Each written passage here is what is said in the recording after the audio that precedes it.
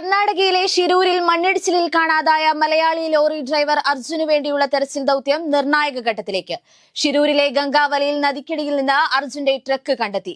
Truck നദിയിൽ നിന്ന് പുറത്തെടുക്കാനുള്ള നീക്കം പുരോഗമിക്കുകയാണ്. അർജുനു വേണ്ടിയുള്ള തെരച്ചിൽ ആരംഭിച്ചിട്ട് ഇന്നേക്ക് 9ാം ദിവസം എത്തുന്നതിനിടെയാണ് നിർണായക വിവരം പുറത്തുവരുന്നത്.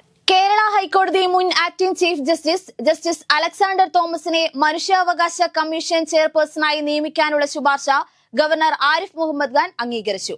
മുഖ്യമന്ത്രി, സ്പീക്കർ, പ്രതിപക്ഷ നേതാവ് എന്നിവരടങ്ങിയ ഉന്നതതല സമിതി ഏകകണ്ഠമായാണ് ജസ്റ്റിസ് അലക്സാണ്ടർ തോമസിന്റെ പേര് ഗവർണർക്ക് കൈമാറിയത്. സർക്കാരിന് തിരിച്ചടിയായി ജസ്റ്റിസ് ഹേമ കമ്മിറ്റി റിപ്പോർട്ട് പുറത്തുവിടുന്നത് സ്റ്റേ ചെയ്ത ഹൈക്കോടതി.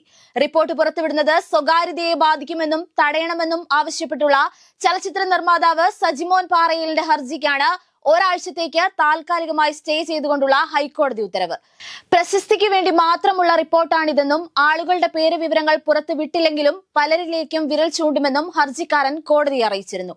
നീണ്ട വാദത്തിനൊടുവിലാണ് ഹൈക്കോടതി താൽക്കാലികമായി സ്റ്റേ ചെയ്തത്. സംസ്ഥാനത്ത് മഴ തുടരുമെന്ന് കേന്ദ്ര കാലാവസ്ഥാ വകുപ്പ്. വടക്കൻ കേരളത്തിൽ കൂടുതൽ മഴയ്ക്ക് സാധ്യതയുണ്ടെന്ന് കാലാവസ്ഥാ വകുപ്പ് അറിയിച്ചു. കോഴിക്കോട്, കണ്ണൂർ, കാസർഗോഡ് ജില്ലകളിൽ യെല്ലോ അലർട്ടും പ്രഖ്യാപിച്ചിട്ടുണ്ട്. നാളെ 7 ജില്ലകളിൽ ഓറഞ്ച് അലർട്ടാണ്. കേരള തീരത്ത് ഉയർന്ന തിരമാലകൾക്കും കള്ളക്കടൽ പ്രതിഭാസത്തിനും സാധ്യതയുണ്ടെന്നും കണ്ണൂർ, കാസർഗോഡ് തീരങ്ങളിൽ പ്രത്യേക ജാഗ്രത വേണമെന്നും കേന്ദ്ര കാലാവസ്ഥാ വകുപ്പ് അറിയിച്ചു. കേരളത്തിൽ എയിംസ് പ്രഖ്യാപിക്കാത്തത് സംസ്ഥാനം സ്ഥലം ഏറ്റെടുത്ത് നൽകാത്തത് കൊണ്ടെന്ന കേന്ദ്രമന്ത്രി സുരേഷ് ഗോപിയുടെ വാദം തെറ്റെന്ന് സംസ്ഥാന സർക്കാർ പുറത്തുവിടുന്ന കണക്കുകൾ വ്യക്തമാക്കുന്നു. കോഴിക്കോട് കിനാലൂരിൽ 250 ഏക്കറോളം ഭൂമി പദ്ധതിക്കായി ഏറ്റെടുക്കാനുള്ള നടപടികൾ അന്തിമഘട്ടത്തിലാണ്. സംസ്ഥാനത്ത് തന്നെ മറ്റൊരിടത്ത് എയിംസ് കൊണ്ടുവരാനുള്ള സുരേഷ് ഗോപിയുടെ താൽപര്യമാണ് യഥാർത്ഥ പ്രശ്നമെന്നും സൂചനയുണ്ട്. മലപ്പുറം പാണ്ടിക്കാട്ടെ നിപ വൈറസ് ബാധയിൽ ആശങ്ക പതിയെ ഒഴിയുന്നതിനിടെ കേരള അതിർത്തിയിൽ തമിഴ്നാട് ആരോഗ്യ വിഭാഗം പരിശോധന തുടങ്ങി. താളൂരിലാണ് ആരോഗ്യ വിഭാഗത്തിന്റെ പരിശോധന. കേരളത്തിൽ നിന്ന് തമിഴ്നാട്ടിലേക്ക് പോകുന്നവരുടെ ശരീരോഷ്മാവ് പരിശോധിക്കുന്നുണ്ട്. യാത്രക്കാരോട് മാസ്ക് ധരിക്കാൻ ഉദ്യോഗസ്ഥർ നിർബന്ധിക്കുന്നുണ്ട്. തമിഴ്നാട്ടിൽ നിന്ന് കേരളത്തിലേക്ക് വരുന്നവരോടും ആരോഗ്യ വകുപ്പ് മാസ്ക് ധരിക്കാൻ ആവശ്യപ്പെടുന്നുണ്ട്.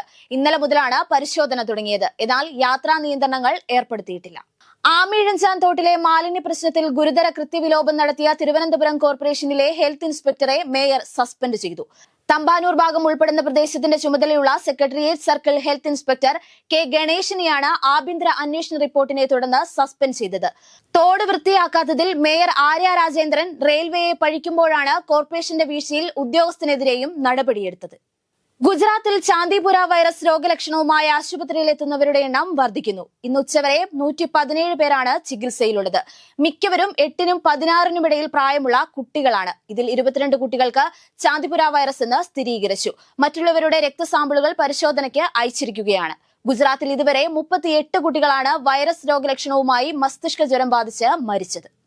നേപ്പാളിലെ കാഠ്മണ്ഡുവിലെ ടേക്ക് ഓഫിനിടെ വിമാനം തകർന്നു വീണു. ഇന്ന് രാവിലെ 11 മണിയോടെയാണ് അപകടമുണ്ടായത്. ത്രിഭുവൻ അന്താരാഷ്ട്ര വിമാനത്താവളത്തിൽ നിന്നും ടേക്ക് ഓഫ് നടത്തുന്നതിനിടെ ശൗര്യ എയർലൈൻസിന്റെ വിമാനമാണ് തകർന്നു വീണത്. വിമാനാപകടത്തിൽ രക്ഷപ്പെട്ടത് പൈലറ്റ് മാത്രമാണെന്നാണ് റിപ്പോർട്ട്. ക്രൂവും യാത്രക്കാരും അടക്കം 18 പേർ അപകടത്തിൽ കൊല്ലപ്പെട്ടു. 18 പേരുടെയും മൃതദേഹങ്ങൾ കണ്ടെടുത്തതായി നേപ്പാൾ സിവിൽ ഏവിയേഷൻ അതോറിറ്റി അറിയിച്ചു. 50 പേർക്കിരിക്കാവുന്ന വിമാനം ടേക്ക് ഓഫിൽ ഉയരത്തിലെത്താതെ റൺവേയിൽ നിന്ന് തെന്നി വീണ് തീപിടിക്കുകയായിരുന്നു. ലോകം വീണ്ടും ഒരു ഫുട്ബോൾ ആവേശത്തിലേക്ക്. ഒളിമ്പിക്സ് പുരുഷ വനിതാ ഫുട്ബോൾ മത്സരങ്ങൾക്കാണ് ഇന്ന് തുടക്കമാകുന്നത്. പുരുഷ ഫുട്ബോളിൽ ഗ്രൂപ്പ് ബിയിൽ ആദ്യ മത്സരത്തിൽ ലോക ചാമ്പ്യന്മാരായ അർജന്റീന മൊറോക്കോയെ നേരിടും. ഗ്രൂപ്പ് സിയിൽ യൂറോ ചാമ്പ്യന്മാരായ സ്പെയിൻ ഉസ്ബെക്കിസ്ഥാനെയും നേരിടും. പോരാട്ടം നടക്കുക ഇന്ത്യൻ സമയം വൈകിട്ട് 6:30.